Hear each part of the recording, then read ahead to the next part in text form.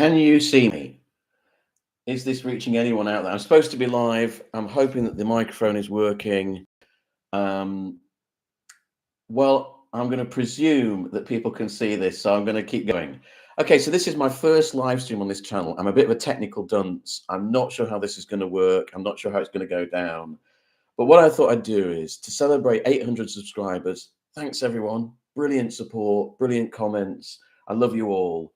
I thought what I'd do is I'd do a sort of live stream Q&A. I've seen other people do this on other channels where they take subscriber questions and answer them. It's sort of in a sort of interview type thing. So I'm just going to carry on, and I've had some lovely questions from you guys, and I'm going to carry on and answer them now. If you want to make any comments or chat with each other on the live chat, you can. If there's any comments comes up on the live chat, I'll try and respond, but I'm not a great multitasker, you know. So I'll just keep going, and hopefully people can see this. Doesn't look like there's anyone here at the moment, but we'll see. Okay, so I'm going to kick off with a question from Moose. Hang on a sec. This is exciting, isn't it? God. Now, Moose has asked me 3 questions. Hello, Moose. Brilliant name. Best name ever. Congratulations, Mike, Stevie D and Blu-ray Collection. Thanks. Now, the first question he's asked me is worst popular movies. I've kind of done a video about this, like beloved movies that I hate. So you can find that in the channel. I mean, the 3 films that immediately come to mind, Back to the Future, Die Hard, and The Shawshank Redemption. I simply cannot understand the love.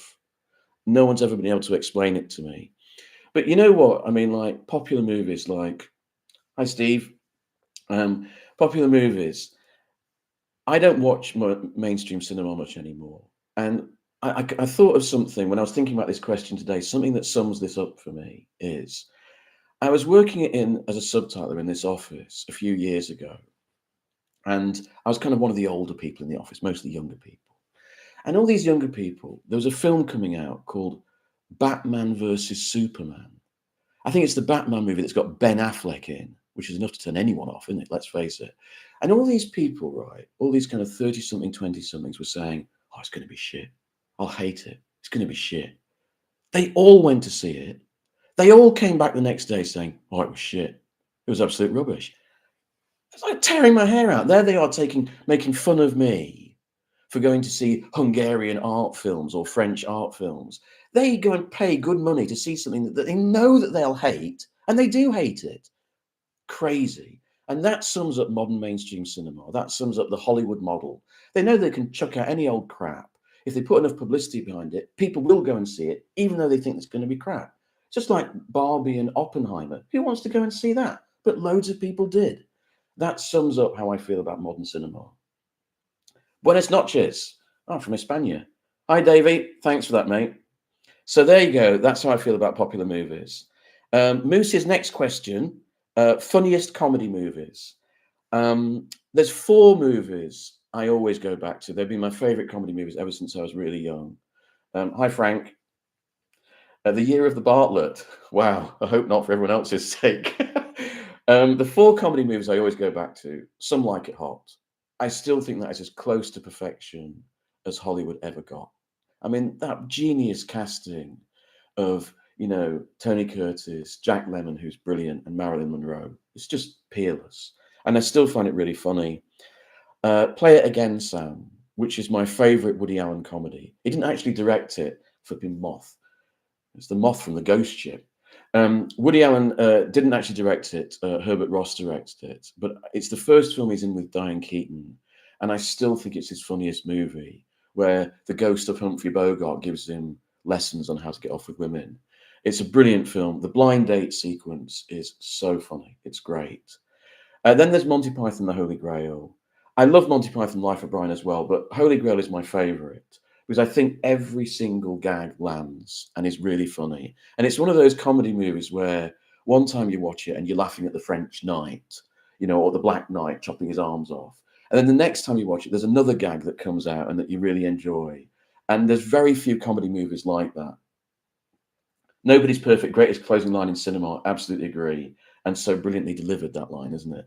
Great at that actor. I love him. And the 4th film I'd pick is Airplane. Look, I know it's just a spoof on airport movies from the 70s, but it's so funny. And again, everyone is so perfect in their roles and every gag lands. The sequel with William Shatner was terrible. But I'm a real sucker for that kind of humor, that kind of Leslie Nielsen Police Squad humor. I love Police Squad. I love Naked Gun, Top Secret. I love that kind of silly humor. So they're my four favorite comedy films. I also, just as I was coming to air, I also thought of Trading Places, which I loved when I was a teenager with Dan Aykroyd and Eddie Murphy. You know, when Eddie Murphy was funny. Do you remember that? Yeah, I know. And then Moose's third question is best practical special effects. Now, I wouldn't claim to be a special effects expert, right? But I still think to this day, the greatest collection of practical special effects in movies is 2001: A Space Odyssey. I still think it's state of the art. I still think it's the best special effects ever in a movie. And also the early Star Wars films. I think the model work, you know, the space sequences, the use of music effects is second to none. You know, I still remember going to see Star Wars as a kid at the cinema, and it was totally immersive. You totally believed in everything you were looking at, as opposed to a lot of this CGI stuff that doesn't convince me at all. I am a massive, uh, I'm a Ray Harryhausen boy. I love Talos, that great statue moving in Jason and the Argonauts. That's my kind of special effects, you know, or the matte paintings, you know, the old 30s, 40s, 50s movies. I think they're beautiful. Also, Rob Bottin's prosthetics in John Carpenter's The Thing, incredible, absolutely amazing. So there you go. Hope those have answered your questions, Moose. Good questions. Thanks very much. Hi, Film Classic, and hi, John Stanley. Delighted to have found your channel and all your excellent video essays. Thanks, mate. That's very nice. Okay, now we move on to Stuart George.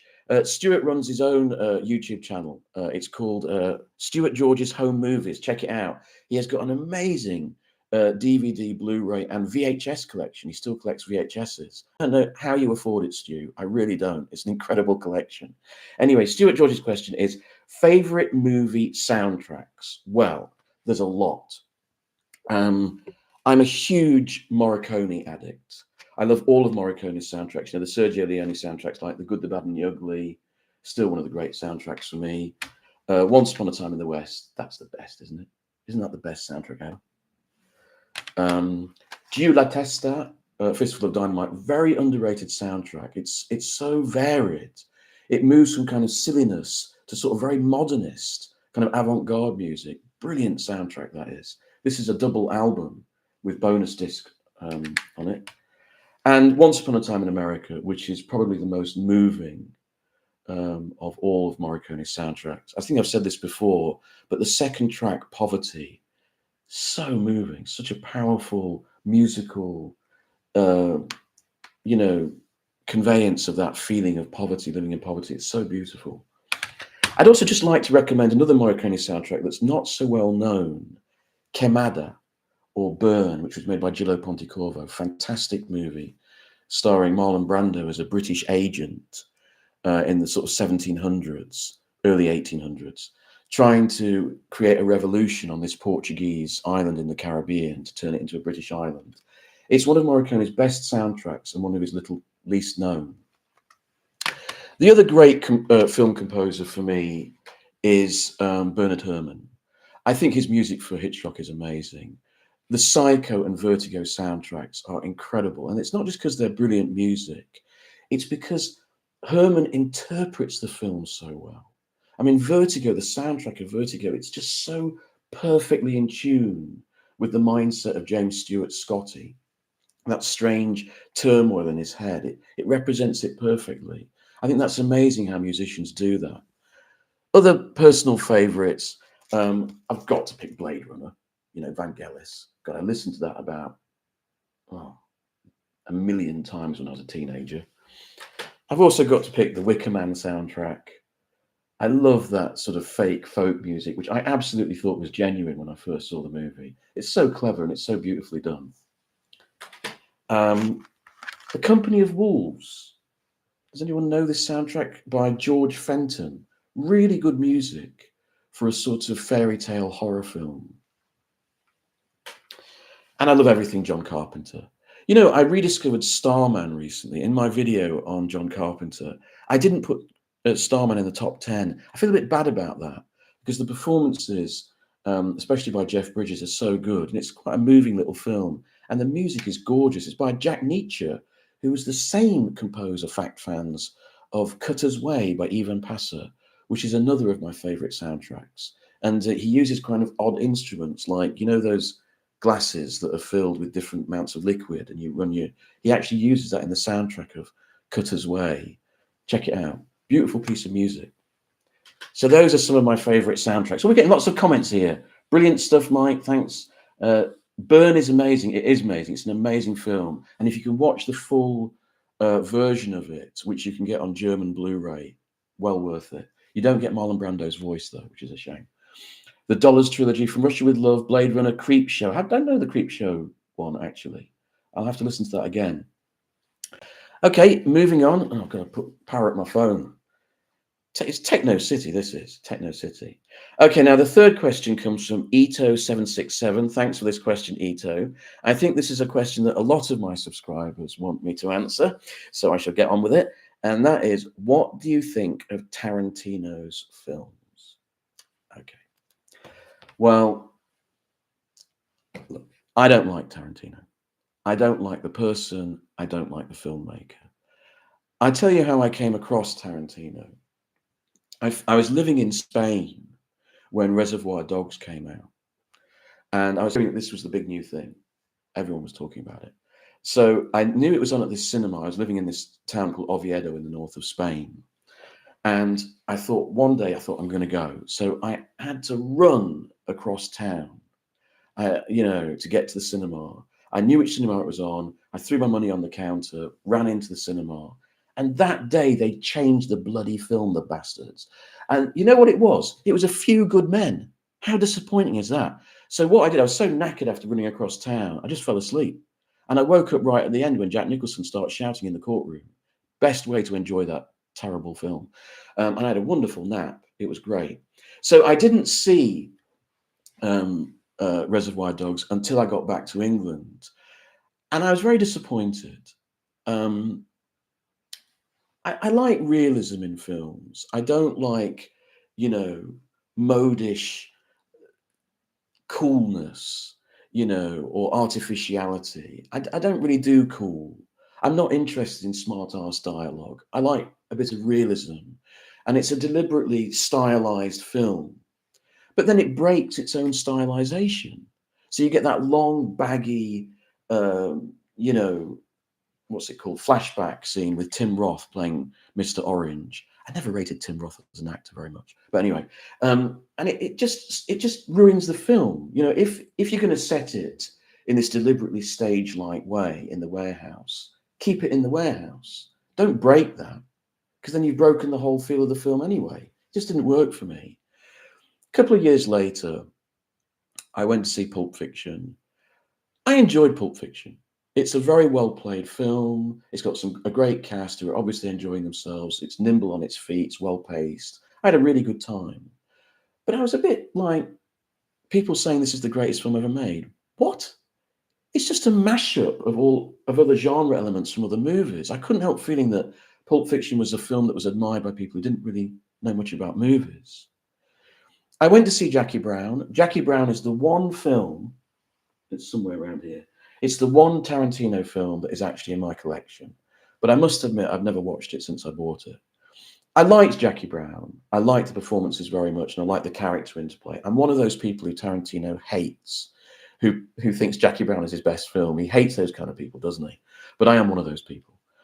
After Jackie Brown, forget it. I just cannot be bothered. Kill Bill. What a crap. And then, there was a lady at work, a work colleague of mine. She was amazed when I told her I'd never seen Inglourious Bastards. So she brought it into work and insisted I watch it.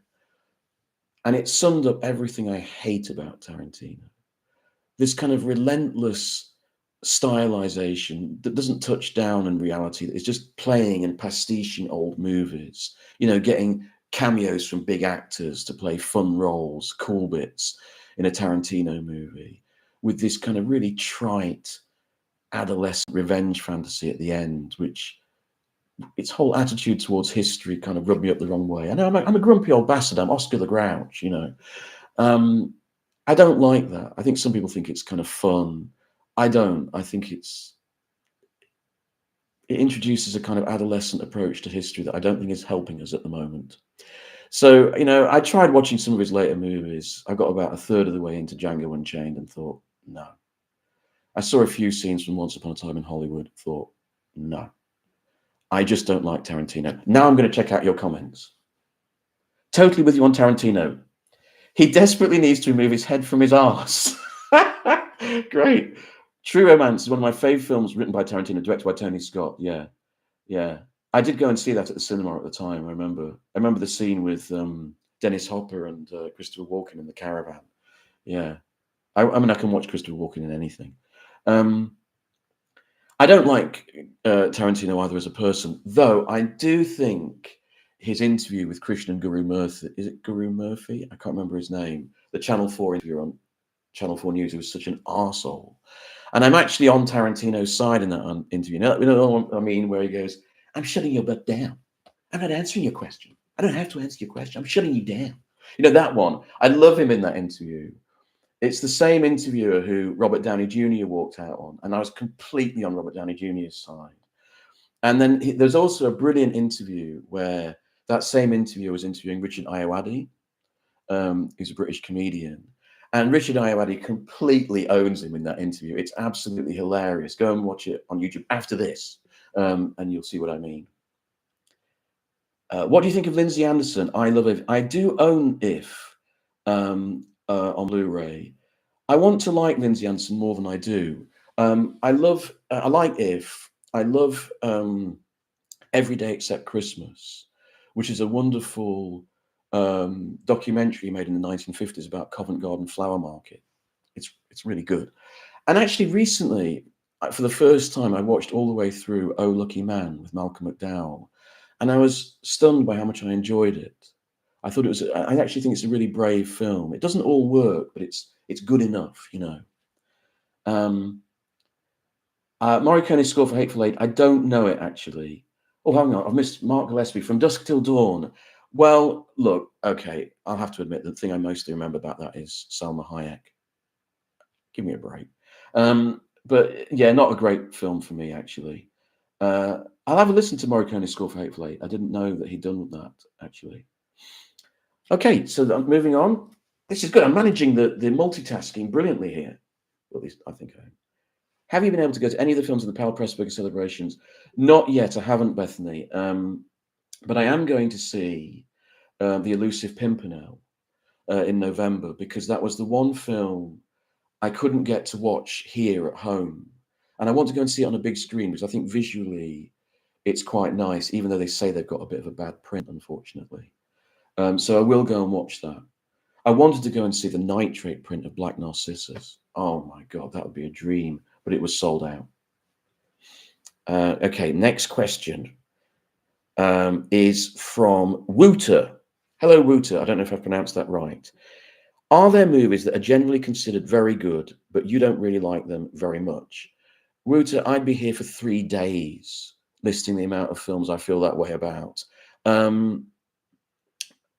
But, you know, there's so many. But, you know, your question made me immediately think of there's a trend at the moment in British cinema, little independent movies and debuts being made that British critics are raving about and saying are the greatest thing ever, and they're crap. I don't know if any of you have seen the film Bait. Have you seen this film that Mark Kermode? Anyway, I won't say what I think about Mark Kermode. But he says was one of the best films of the last 10 years. This Cornish fisherman saga. I don't know if anyone's seen it. It's such a load of crap. And what really annoyed me about it was not that just that it was inept and boring and a sort of, you know, this kind of fisherman who's trying to hang on to the old ways of fishing in Cornwall, and he hates these middle-class people coming in and making bed and breakfasts. But the whole tone of the film was like a Brexit movie. It kind of like, you know, Luddite, you know, we don't want, you know, modernization of this You know, we want to stick to the old ways. It was real Brexit stuff, yet being admired by all these leftist critics. I just thought, just because it's anti-middle class, that doesn't mean to say it's a leftist film. It's actually, its whole ethos is very sort of insular and backward. It annoyed the crap out of me. Then a couple of years later, voted the second best film of the year in Sight and Sound was another British debut called Saint Maud. I don't know if anyone's come across this. God, it's awful. It's Jennifer Ely is this sort of ex-actress being looked after by this nurse, and this nurse turns out to have psychotic tendencies. It's such a bad movie. The acting is appalling. Yet it was raved about. It was voted as the second best film of the year. And then, now, I have to say, some of my subscribers, a couple of my subscribers recommended this film to me, and I finally got round to watching it. I do apologize to subscribers if they're watching, but I have to be honest, I really hated this film. But almost everyone, all these critics in Sight and Sound and Film Comment, said it was the best film of last year. There's a film called After Sun. Have you seen this movie? It's about a man and his daughter go on holiday to Spain, I think. Jesus. I needed a holiday after watching it, I'll tell you that much. It's only about an hour and 20 minutes. It felt like I'd been with these couple for a fortnight in Benidorm. Oh, and what stunned me about it was how lacking in ambition it was, how tentative it was. I was thinking, if this is art house independent cinema now, and you compare it to what art house was churning out in the 60s and 70s, it's not even in the same ballpark. It had sort of facile shortcuts to emotion, you know. So you have the obligatory shot now, and you get in all independent movies, a man crying. That's your little shortcut to emotion. Or a big song standard, an iconic pop song. In this case, you know, that collaboration between David Bowie and Freddie Mercury.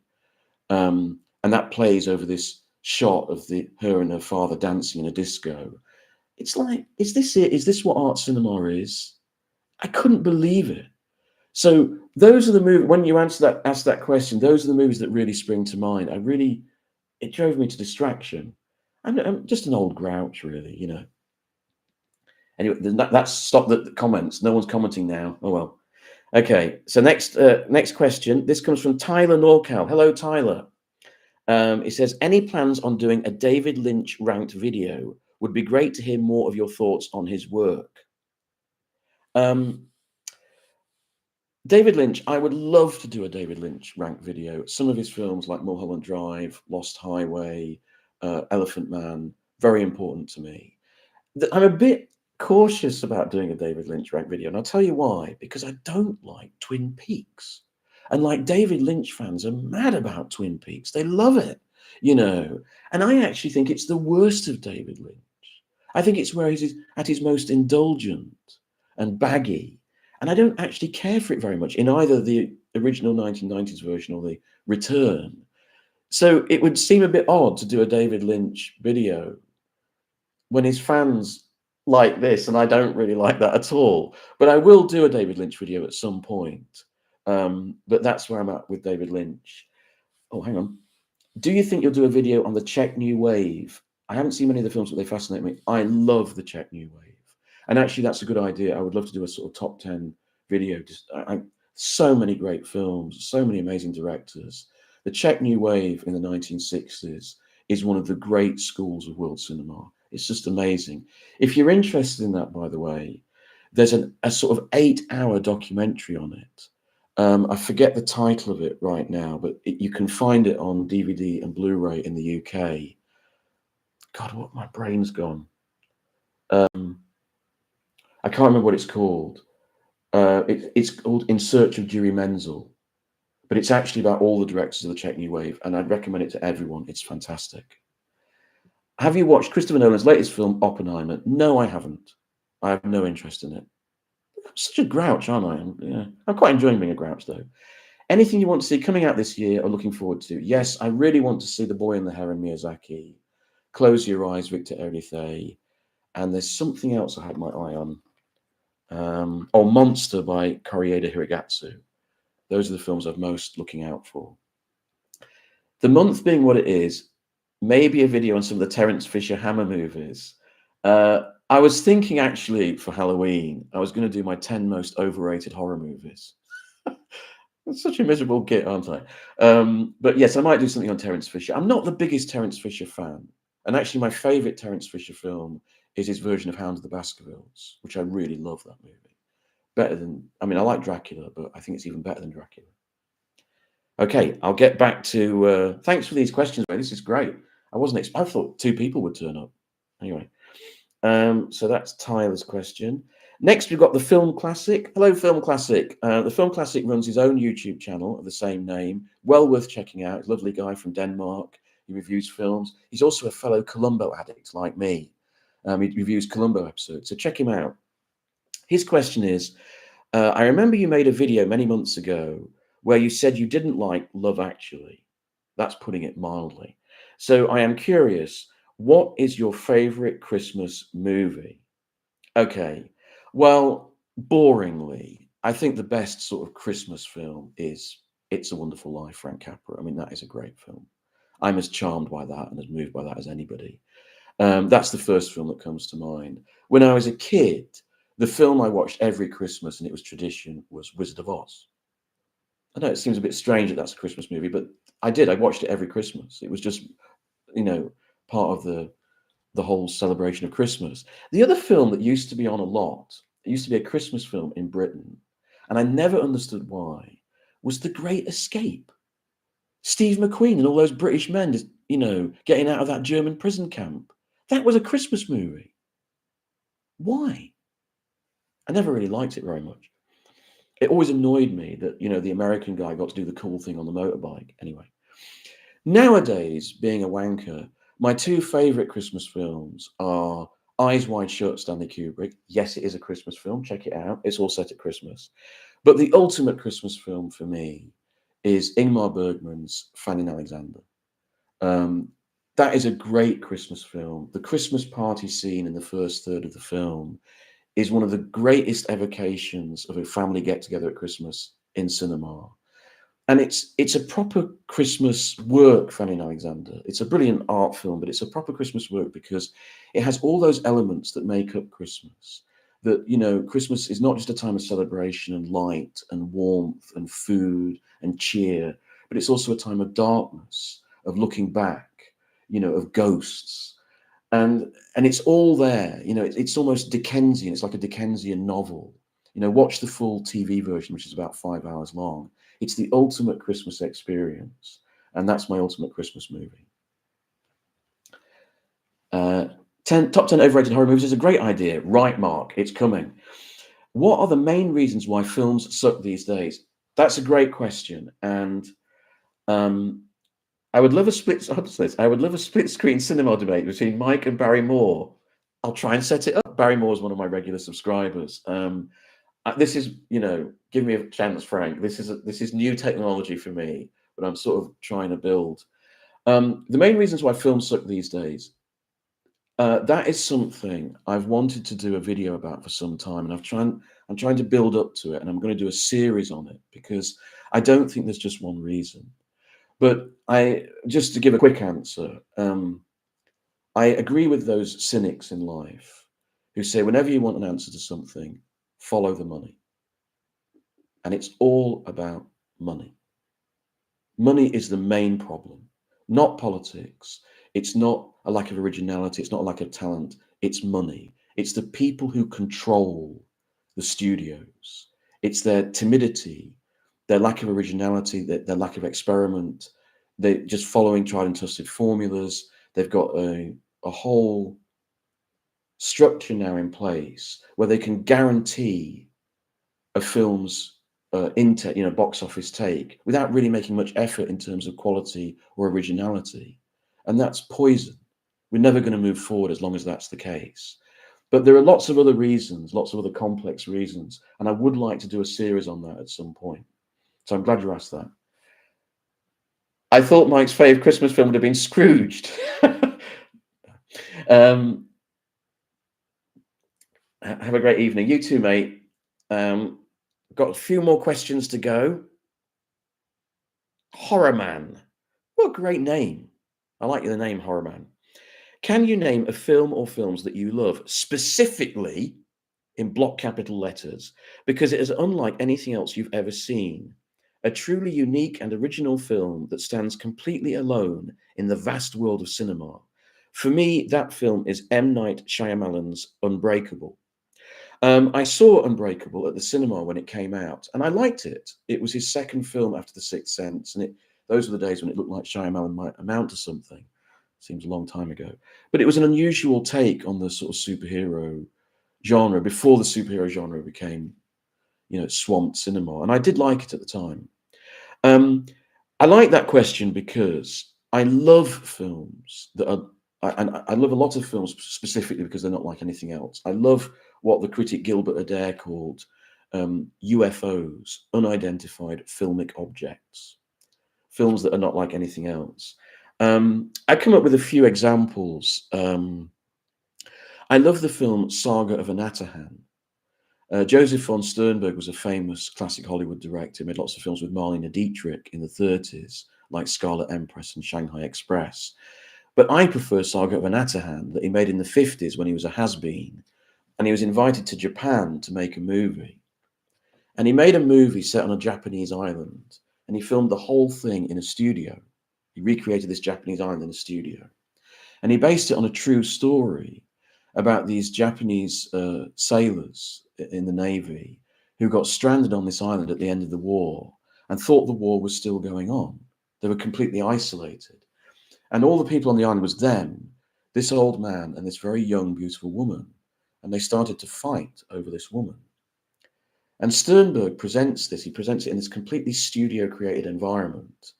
And you're watching these Japanese people, and the only thing that you can hear is his voiceover, and he's recounting the story. So it's like a sort of ethnographic documentary as you're watching these actors play out this story. So it goes, man's inhumanity to man, and all this sort of stuff, like this cod voiceover. It's the weirdest film ever, and it's weirdly brilliant, weirdly moving. I also thought of Valhalla Rising, Nicholas Winding Refn. Have you seen this movie? The guy who made Drive. He made a movie, a cheapo movie in Britain about Vikings, starring Mads Mikkelsen as this one-eyed silent Viking. It was advertised at the London Film Festival as a new Viking action movie. In fact, it is the slowest film ever made, and nothing happens. And I absolutely love it. It's so weird. It's such a one-off. Nicholas Winding Refn actually said, this is what happens when you go to Scotland and drink lots of whiskey, which is one way of putting it. So check it out if you fancy something a bit odd. But there's some very famous movies that are not like any other movies, like Night of the Hunter, Charles Laughton, which I think is one of the great masterpieces of cinema. A sort of a weird horror movie for children, a fairy tale for adults, with Robert Mitchum as the big bad wolf chasing these two children across country in this extremely stylized black and white photography. Stanley Cortez, I think, is the photographer. Incredible, beautiful film, stunning. The nighttime flight of the children down the river is still one of my favorite scenes in cinema. There is one, if you're interested in this kind of cinema, there is one director who specializes in films like no one else. He's a Catalan director called Albert Serra. And every single one of his 6 fiction features to date is like no other film you've ever seen. So check him out. And I love him. Great director. What else have we got here? I've got quite a lot of questions now. Oh, cripes. What first film you had a snog in the back row to? God, I wasn't that successful, mate. I wish I'd had a snog in the back row. I remember though that I went to see the film. Is it Blue in the Face? Wayne Wang's sequel to Smoke. Does anyone remember that movie? That was so boring that I ended up, having a snog. I thought, I've done that one. What happened to film criticism? What happened to film criticism? That is a good question because it's seriously gone downhill. It's become too politicized. It's become too politically correct, in my opinion. There's not enough aesthetics in modern film criticism. That's the main problem. There's a sort of narrowing range of ideas about the approaches to film. That's the real problem. But again, I think that's something that needs a fuller, expanded answer. Have you watched The Critical Drinker? He's superb. I like The Critical Drinker. I'm very envious of his videos, the way he edits them together and the way he speaks. I don't always agree with him. I think sometimes his take on Hollywood cinema is a bit simplistic, but he's very entertaining. You know, I love his drunk Scotsman persona. And he does often make me laugh. Yeah, he's good fun. What don't you like about the Coen brothers? I'm a fan, but would be interested because they are divisive, even among big cinephiles. I don't like the Coen brothers. I must admit, I don't. I again, I feel that they're sort of pastiche merchants. They're making films which are taking off from other films. They're sort of, you know, I don't feel they're taking off from life. And that bothers me a bit. I think that's my main problem with them. And again, I'd have to really think about that. But that's my main issue with them. When I watch their films, I don't believe I'm watching something that has a connection to real life. I feel I'm watching a sort of pastiche Coen Brothers world take on that genre. And I don't really see the point of a lot of their movies, like No Country for Old Men, is a brilliantly staged, brilliantly acted, well-written film. But what's it for? What's it telling us about life? What's it telling us about anything? As I've got older, that kind of bothers me. I can't just accept a film on its own terms. It needs to have some resonance with me. You know, I can watch Javier Bardem being good as a villain, but at the end, what am I left with? I don't really take anything from it. I think it needs a fuller answer, but that's kind of where I'm coming from. We've got some more Coen Brothers. I enjoy watching Raising Arizona. I've not seen that one, I'll be honest. Firefox was the most boring film of all time. I do remember, that's a Clint Eastwood film, isn't it, Firefox? Is the one in the jet plane. Is that Firefox? It was pretty dull, I must admit. I agree with you completely about Night of the Hunter. Yeah, it's wonderful. You didn't like the Coen Brothers version of True Grit, which has some lovely nods to it. You know what, right? I don't like homages. I like films to be themselves. I don't like homages. It's weird. I'm a grouch. What do you want? It was, and the worst Eastwood film of all time. I fell asleep at the cinema. Quentin Brothers, a bit like Quentin T, but with better taste and ability. Actually, I would agree with that. Yes, I think that's true. That's a good way of putting it. Yeah. Okay, I'll move on to the next question. This is good. I'm enjoying it. This is from Tragic Slip. What a brilliant name. Hello, Tragic Slip. Have you had a chance to see Vesper yet? This was a film that he recommended to me. It's a modern science fiction film. I haven't seen it yet. What it is, I don't stream. I'm very old-fashioned. I only watch DVD and Blu-ray. And I'm on this site called Cinema Paradiso, where you rent DVDs and Blu-rays. And what I do is I just chuck films in this big pool, and they send me them randomly. They send me 2 at a time. I quite like the randomness of it. I don't know what I'm going to get. So if any subscribers give me a recommendation, I just chuck them into this big pool. Vesper, I haven't got round to Vesper yet. I don't know when I will, but I will get round to it at some stage. Incidentally, if you've recommended a film to me, I probably am going to. It is in that pool somewhere, and I probably will have watched it. I'm trying to get back to people to let people know, like Willie Luncheonette, one of my subscribers, recommended Cash on Demand, a wonderful little British B movie from the early 60s with Peter Cushing and Andre Morel. It's a kind of bank heist drama. It's really good. I'd never heard of it before. So thanks for that, Willie, if you're watching. I do try to get back to people if they've recommended something to me. I'm sorry if I haven't. Sometimes I forget. But I will watch Vesper. Read any Greg Bear? I just finished Darwin's Radio and thought it was another attempt at blood music that ended before the third act. I've never read Greg Bear, actually. Recently, I bought this, a science fiction omnibus edited by Brian Aldiss with a series of science fiction stories by different writers. And it actually includes blood music, the whole of it. So I'm going to get around to reading it. I also quite fancied reading Eon by Greg Bear. It looks quite interesting. I don't know if you've read that. So thanks for that question. Yeah, I'm interested in Greg Bear, but he's not a writer I'm that familiar with. Is censorship ever justified? I'm a bit hard line on this. I don't think it is justified. I think people should be allowed to make up their own minds, and I think they should be able to use the best means of cancelling is with your own feet. If you don't like something or you're offended by it, walk out or don't watch it. The fact that a state or a regime feels they need to censor is basically admitting that they think people will like that and they don't want them to see it. Really, we should trust adults in a free society to watch what they want to watch and make their own judgment.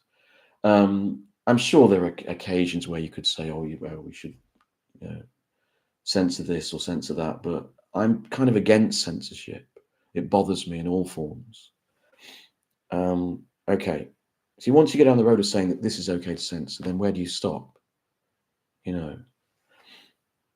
I give a little question. Here's an interesting example of this.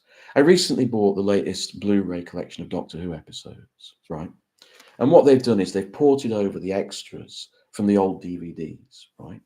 But the BBC compliance team have gone to work, and what they've done is they've removed there's sort of documentary programs about the series, and they've removed any reference to Jimmy Savile, any reference to Rolf Harris. If they appear in the background, they've clipped it. And they've also clipped other things. So, for example, there was studio footage of them making this Doctor Who episode, and Peter Davison and his companion were having a chat, and you could overhear the chat. And Peter Davison was saying, "Oh, that guy, that actor, just pinched your bum, didn't he?" Right? And they were laughing about it. That's been cut. Right? Now, there's been a debate on Doctor Who websites. Is that right? And a lot of people saying, "Yeah, of course we don't want this. We should take that out." And I don't think it is right. I'm not rabid about it, but I don't like that cleaning up of history. I'd rather keep it raw. Because once you start cleaning up history, where do you stop? Who sanctions what should be cleaned up and what shouldn't be cleaned up? Do you know what I mean? It's a small thing. It's not going to affect people's enjoyment of those videos. But that cleaning up of history has started. It's begun. And once you let it happen, then it becomes normal and then it starts like a wave. So that's why I don't really like censorship. Totally agree. Oh, that's great. That's the kind of response I like. As Stuart Lee says, that's what we're looking for. Liberal consensus. That's a joke. It's better when Stuart Lee says it. Billy O'Grady, hi Billy, says, my question is, what have been your favorite cinema experiences? I really love this question. Three that really stick out in my mind. One was every year I go to this film festival in Italy, in Bologna. It's wonderful. If you've never been, I advise everyone to go. It's great. It's all about old films that have been lost and have now been rediscovered and restored. So it tends to concentrate on older cinema. And what they do is every night they do a screening in the square in front of the old cathedral under the stars. It's called Sotto il Stelle, under the stars. Beautiful. And I went to see Les Enfants de Paradis, The Children of Paradise by Marcel Carné. And there's a point in the film where it starts to rain. And at exactly that point, it started to rain in the square. And all the people ran to the colonnades around the square. And a few of us stayed as the rain came down and was watching this film. For me, that was a very romantic. I loved it. It was like, art and life merging. I absolutely loved it. I also remember going to see David Lynch's Lost Highway for the first time. I went to see it at this cinema in Rupert Street, is it? In the middle of London, near Leicester Square. And it was called the Other Cinema, a bit pretentious. And it was a very small screening room with very lovely seats. It was posh art house cinema. And what I liked about that screening of Lost Highway was everybody stayed until the end of the credits. And then the lights went up and everyone was sort of going, "Wow, man. What the fuck was that, man? Yeah. Wow. That was weird." And I just loved that, Everyone was sort of like stunned, like going out into the day after night, And another one of my favorite cinema experiences, I've talked about this in another video, um, is a film that's now sort of looked down upon unfavorably. Yes. But when I was about 12 years old, my year at school won a competition, and we got to go on a big day out with the headmaster. Gosh, it was fun. And part of that day out was going to a cinema. And I'd not really gone to a cinema with loads of people. You know, I might have gone with a friend or two, but just a whole gang of us at a film. And we went to see Indiana Jones and the Temple of Doom. And God, we had a good time. We must have been a nightmare for the rest of the audience. We were cheering and booing and calling out, you know, all that stuff. But we had a blast. It was great fun, and I remember it with great fondness. So I've had many great experiences. You know, another experience, a very different kind. I remember going to see Hitchcock's Vertigo on the big screen for the first time and just being absolutely overwhelmed. One of the greatest films ever made, let's face it. And at the end, the lights went up. This bloke got up and said, "Well, that was a bit boring." So there you go. You can't please everyone all the time. Oh, we've got some. Uh, will they clean up Die Hard because it makes Germans look bad? Maybe not, because the German is played by a British actor. Sanitize history and it counts for nout. Yes, that's true. Thank you for enjoying my question. Thank you for the question. That was great. Film that I enjoyed to my amazement was The Man Who Would Be King. It's a wonderful film. Danny and Peachy, Sean Connery and Michael Caine. I bloody love that movie. It might be that and Under the Volcano are my two favorite John Huston films. Disney have censored the French Connection. That was one of the things I was going to talk about in my video on this, which I might do a video about censorship. You see, that's interesting. There was a whole thing about Criterion on their channel, on their streaming. This is why streaming is not good. You should have a DVD and Blu-ray collection. But what they did was they put out this censored version of the French Connection. They didn't even know, and they had no power over it. This is the problem with censorship. Who has the ownership? You don't. If you own a DVD or Blu-ray, you have the ownership. You own that film. And what's more, you hold the DVD and Blu-ray producers to account, because if you're knowledgeable about film, you'll know it's censored and you won't accept it. So you won't buy the DVD, right? You can't hold a streaming service to account because most of the people putting the films on don't know anything about them and couldn't care less. That's the problem. So I think, you know, that's the worry, I think. Okay. Temple of Doom kicks ass. It does. You know, it's a good fun film. You know, I mean, modern sensibilities have, you know, tutted at it, but it's actually a good laugh. Singing on the Rain with a big screen with my mum and having the whole cinema singing along. That's nice. Same happened with Stop Making Sense. I think that's just been shown at a cinema in London, Stop Making Sense again. Should I watch Where Eagles Dare? Ridiculous fun. That is a brilliant description of Where Eagles Dare. It is a very, very silly film with a ludicrous plot, but it's great fun. It's a great Sunday afternoon movie, that. It's daft as a brush. You know, Richard Burton and Clint Eastwood together. Very odd. I read that Kate Bush removed Rolf Harris from newer edits of her albums. Oh, dear. Well, I'll forgive Kate Bush because she's so wonderful. But that is a bit sad, really. Right, back to the questions. And my last question, actually, this is from Barry Moore, who Frank wants me to have a split screen debate with. Barry Moore is one of my regular subscribers. Hi, Barry, if you're watching. I'm recalling a question that the hosts for Turner Classic Movies no longer in the UK. We can't watch Turner Classic Movies in the UK anymore. That's sad, you see. We've lost that. That's why you need a Blu-ray and DVD collection. Anyway, I'm recalling a question that the hosts for Turner Classic Movies once asked each other. Which film would you live in if you could or had to? My own response when confronting this would be a late Ozu color classic, such as Equinox Flower or Late Autumn, as I find the living spaces depicted there so exquisitely cozy. I love this question, Barry. I've been thinking about it all day since you posed it. And I totally agree. Those lovely late Ozu films, those colors. I mean, oh, just heaven, isn't it? Yeah, I'd love to live in those films as well. I thought of some other answers for you. The film I'd really love to live in, Black Narcissus.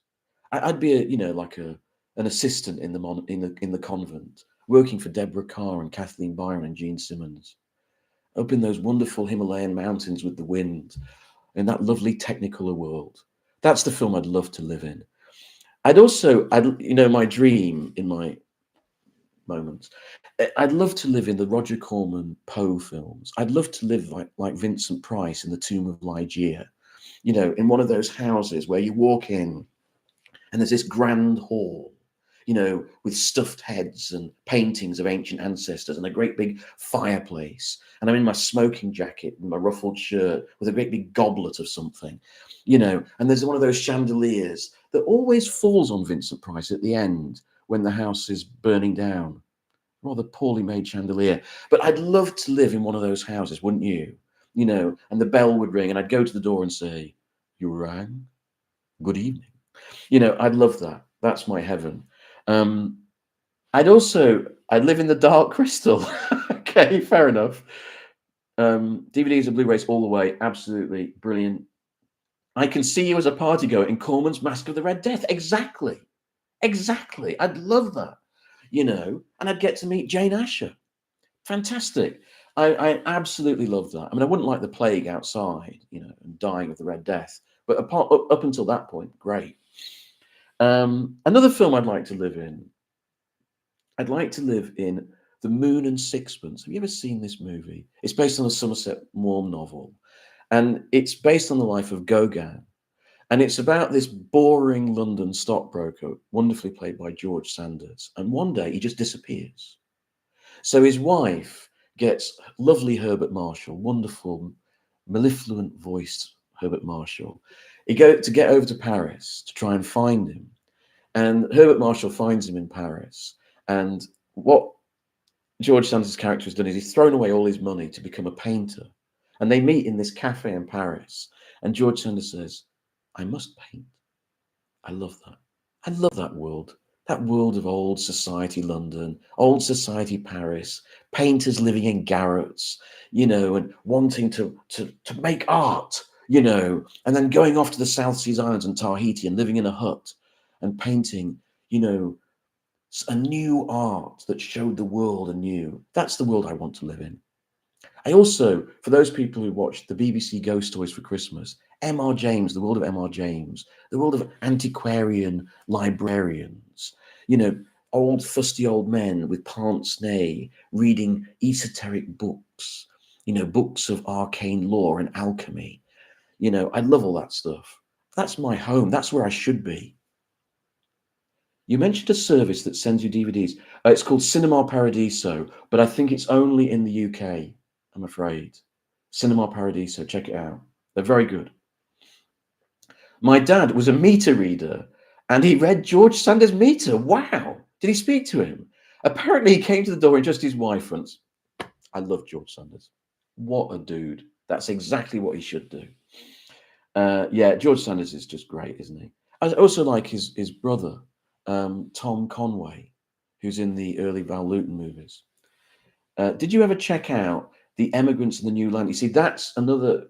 I remember you advising me on that, and I've put that in my pool of films. It's now at number 6, I think, in Cinema Paradiso, and I will watch those. I'm looking forward to it. Yeah. So there we go. That was my first live stream. Wow. Oh, hang on. Cool. Yeah, it was cool. Bloody marvelous. So I enjoyed doing that, and I hope that this saves as a video so people can watch it afterwards. A little update on what's coming in the channel. I can give you an update now. I'm going to be continuing my Val Lewton retrospective. Coming up next is Curse of the Cat People and I Walked with a Zombie. I'm going to be starting a Claude Chabrol retrospective. Is anyone interested in that? I Want to Live in Flash Gordon. God, that would be a bit much, wouldn't it? Give you a headache. Yeah. I mean, you'd have Brian Blessed in your ear all day. The beautiful Ornella Muti as Princess Aura. She was lovely. Thanks, Ewan. It was a good chat. I enjoyed it. Thanks, Moose. So yeah, also coming up, 10 overrated horror films. I am going to do a controversial video coming up. My Trying to Like series, where I talk about things that I might like or might not like. I'm building up to this. I'm going to do a video about conspiracy theories. Dun, dun, dun. Controversial stuff. Controversial. I'm going to be doing my favorite Judge Dredd artists from 2000 AD. I'm going to start a retro on fighting fantasy game books, reading and playing them through. I think everyone's gone home now. I can say anything now. Big Billy Bollocks. Titty knobs. Anyway, I'm going to do a top 10 of Sam Peckinpah and a top 10 of Pasolini. I've got a Christmas special coming up on a subject that I bet many people would not predict on this channel. And I'm also going to do that probably 2-part, 3-part video on why modern movies are so crap. That's coming up too. Great about the FF books. Oh, brilliant. I'm glad people are interested in that because I wanted to do more fighting fantasy stuff on the channel. And I thought it might be quite good. Why not just do a retrospective like I do with films and go back from the beginning? You know, play Warlock, Firetop Mountain and Citadel of Chaos and give my views on it and what I liked about them, what I didn't like about them. So that is coming up. Well done, sir. I look forward to the conspiracy series as a new convert. That's interesting, Frank. All of the upcoming shows sound awesome. Conspiracy is my middle name. Can't wait. Right. You would be surprised what my most loved and hated FF books are. Well, I hope you love House of Hell and Sorcery. Hated. What is that one that's really crap? Air Lord, is it called? The one where they're flying through, what's it called? Sky Lord. That is terrible. Are there any modern films you think have potential to be classics? I would definitely nominate An Elephant Sitting Still by Hubo, which is brilliant, 4-hour Chinese film. Zama by Lucretia Martel, I think is amazing. Anything by Hong Sang-soo. Son of Saul and Sunset by Laszlo Nemes. I really like the films of Raisuke Hamaguchi. I think, you know, what's it called? Happy Hour, Asako 1+2, Wheel of Fortune and Fantasy are very good films. Skylord, yeah. Skylord is shite, isn't it? It's so bad. That is a terrible book. I didn't even bother buying that one. It was so bad. The newest FF books from Livingston and Jackson were surprisingly good. I thought so. I thought Secrets of Salamonis, it was absolutely, that's the Steve Jackson one, isn't it? Brilliant book. I really enjoyed that. I thought it was really good. So yes. So thanks, guys. Thanks for joining me. Thanks for so many people joining me on this chat. I really enjoyed it. I hope I've answered your questions well. There's some questions there that I'd like to answer in a more full way in full videos, and I will get round to that. So we nearly made an hour. Bloody heck. Right, okay. So I'll end the stream now. I'll give you 5 seconds. 1, 2. Thank you, and good luck with the channel. Thanks, John. Thank you. All right, I'll see you later, guys. Thanks very much.